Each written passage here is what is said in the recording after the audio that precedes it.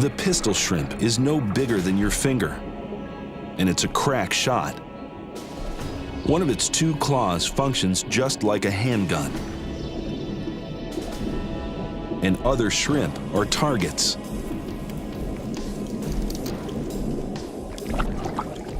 When prey is in range, the claw is cocked. The claw snaps shut so fast, it fires a bubble bullet up to 62 miles an hour.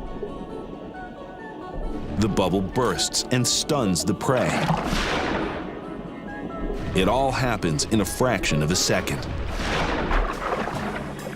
The fastest gun in the sea.